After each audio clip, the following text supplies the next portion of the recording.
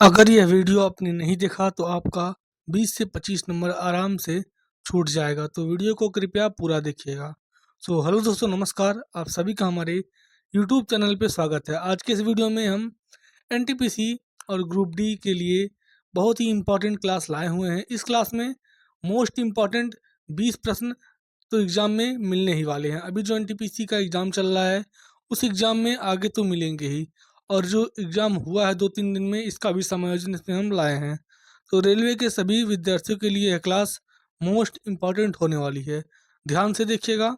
सबसे पहला प्रश्न है, नील की खेती की दो मुख्य विधियाँ डैश और डैश हैं। इसका आंसर हो जाएगा रैयती और निजी, यानी कि ऑप्शन नंबर सी राइट होगा दोनों। प्रश्न नंबर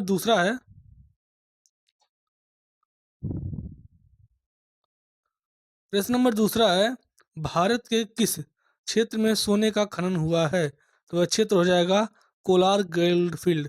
यानी कि आप लोगों ने केजीएफ मूवी देखा होगा, उस मूवी में इसी क्षेत्र का जिक्र किया गया था। हम इस वीडियो में फटाफट 10 मिनट में मोस्ट इम्पॉर्टेंट 40 से 50 प्रश्न डिस्कस करेंगे। 10 मिनट में आप लोग इंस्टाग्राम की रील स्क्रॉल करते हैं, उतने में आप लोग का 40 से 50 प्रश्न आराम से तैयार हो जाएगा। तो वीडियो में पूरा बने रहिएगा। प्रश्न नंबर तीसरा है, निम्नलिखित में से कौन सा एक बौना ग्रह है? तो बौना ग्रह प्लूटो को कहा जाता है। अगला प्रश्न है चौथा नंबर, उष्ण कटिबंधीय पर्णपाती वनों में कौन सा पेड़ पाया जाता है? तो हो जाएगा चंदन का पेड़, यानी कि चंदन की लकड़ी।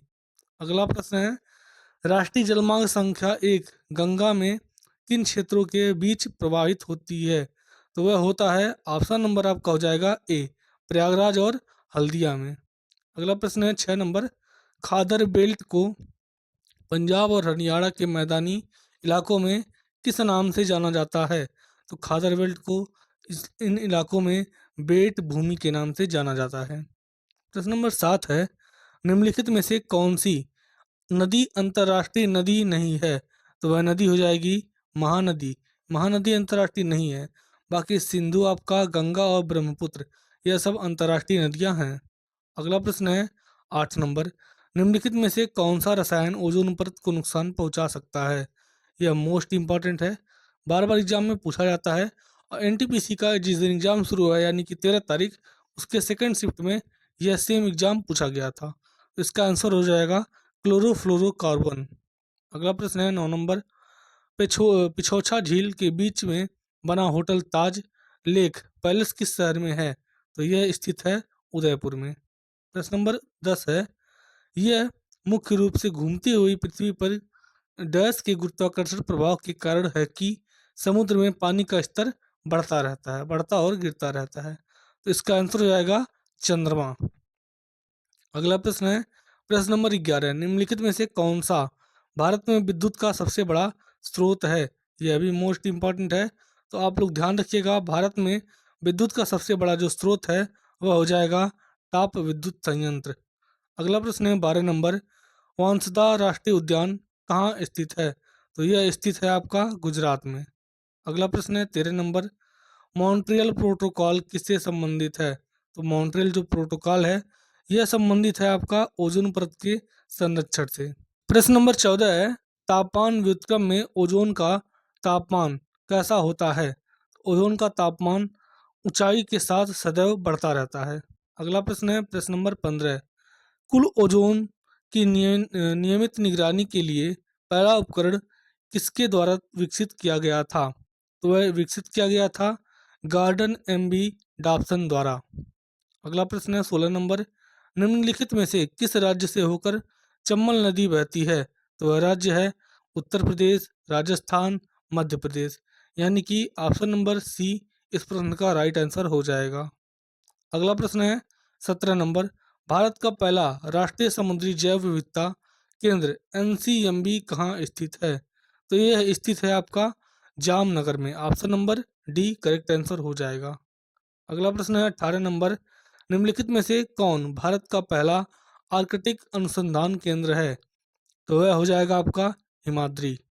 प्रश्न नंबर 19 है, विश्व भर में अधिकांश बांधों का प्रमुख उद्देश्य क्या होता है? तो उसका उद्देश्य होता है पेयजल की आपूर्ति, सिंचाई और बिजली उत्पादन, यानी कि ऑप्शन नंबर बी उपयुक्त सभी ऑप्शन सही होंगे। प्रश्न नंबर 20 है, किस तारामंडल के अन्य नाम बिग डीपर, ग्रेट बियर और सप्तऋषि हैं? तो वह तारामंडल हो जाएगा सप्तऋषि तारामंडल।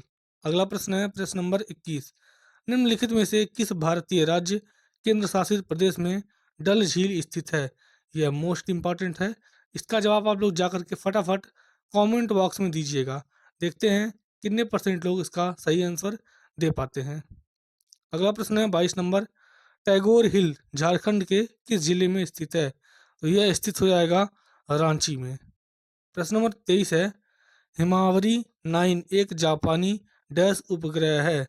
तो यह हो जाएगा मौसम के हिमावरी जो 9 है, यह एक जापानी मौसमी उपग्रह है। अगला प्रश्न है 24 नंबर, शुक्र का वायुमंडल किस प्रकार से अम्ल से बना है? तो यह बना है आपका सल्फ्यूरिक एसिड के द्वारा। अगला प्रश्न है 25 नंबर, पूर्णिमा के बाद अगले 14 दिनों तक जब चंद्रमा पतला हो जाता है और अदृश्य हो जाता है, उसे क्या कहा जाता है? उसे हम लोग कहते हैं चंद्रमा का चूर्ण चरण। प्रश्न नंबर 26 है, किस भारतीय जलप्रपात में राजा रानी रॉकेट और रोरा नामक 4 अलग अलग झरने स्थित हैं? तो वह हो जाएगा आपका ऑप्शन नंबर बी, जोंग में।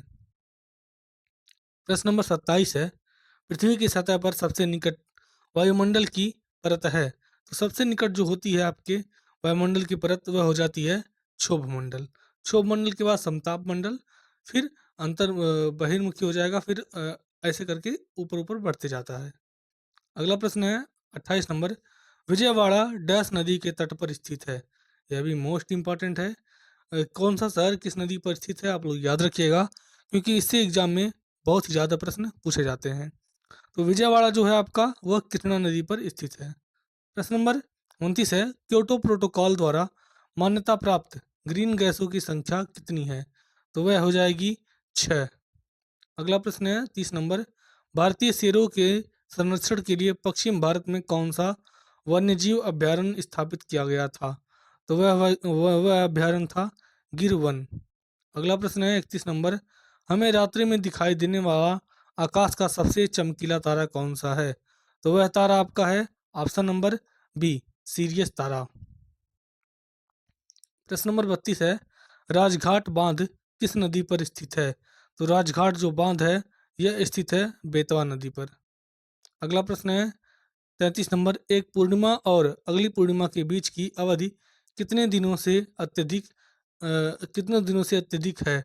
तो वह हो जाएगी आपकी ऑप्शन नंबर सी, 19.5 दिन, यानी कि 19.5 दिन, 29.5 दिन हो जाएगा, सॉरी। अगला प्रश्न है प्रश्न नंबर 34, कृष्णा नदी पर निम्नलिखित में से कौन सा बांध बनाया गया है? यह मोस्ट इंपॉर्टेंट है, ध्यान रखिएगा। कृष्णा नदी पर बनने वाला बांध है आपका नागार्जुन सागर बांध। अगला प्रश्न है 35 नंबर, भारत का सबसे पूर्वी राज्य कौन सा है? यह तो सबको पता होगा, तो भारत का सबसे पूर्वी राज्य है अरुणाचल प्रदेश। अगला प्रश्न है प्रश्न नंबर 36, ध्रुव तारा एक स्थान पर स्थित क्यों प्रतीत होता है, जबकि अन्य सभी तारे पूर्व से पश्चिम की ओर घूमते प्रतीत होते हैं? इसका आंसर हो जाएगा ऑप्शन नंबर डी, क्योंकि ध्रुव तारा पृथ्वी की धुरी की दिशा में स्थित है, जिस पर पृथ्वी घूमती है। अगला प्रश्न है प्रश्न नंबर 37, निम्नलिखित में से कौन सा अनाज नहीं है? आप लोग इसमें से बता ही सकते हैं कौन सा अनाज नहीं है। सरसों जो है वह एक प्रकार का तेल होता है, वह अनाज नहीं होता है। अगला प्रश्न है 38 नंबर, डैश एक तेल उत्पादक पौधा है? आप बता सकते हैं इसमें से कौन सा है, वह हो जाएगा मूंगफली। मूंगफली खाया भी जाता है और उसके तेल भी हम लोग बनाए जाते हैं। अगला प्रश्न है 39 नंबर, किस ग्रह को सुबह का तारा या शाम का तारा कहा जाता है?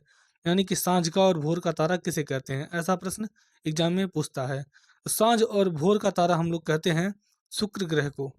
प्रश्न नंबर 40 है, जो कि इस प्रश्न का आखिरी प्रश्न है। प्रश्न है, नीलगिरी पहाड़ियों को डैश के रूप में जाना जाता है? तो नीलगिरी पहाड़ियों को नीले पर्वत के रूप में जानते हैं।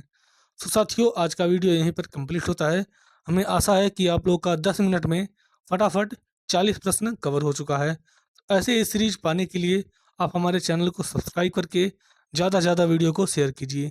मिलते हैं अगले वीडियो में। धन्यवाद। जय हिंद।